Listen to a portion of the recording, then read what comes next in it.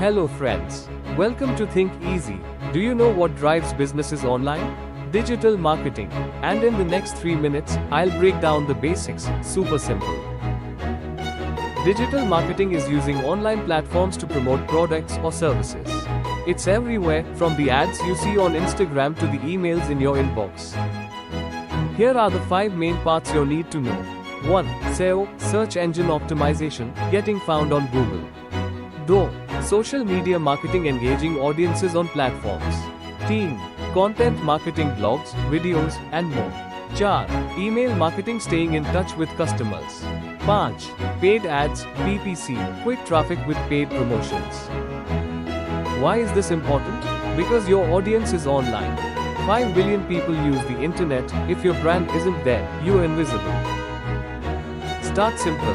Create a social media profile for your brand, post regularly, and learn one skill like SEO or ads. Small steps, big impact. Want more bite-sized digital tips? Hit subscribe and let's make digital marketing easy.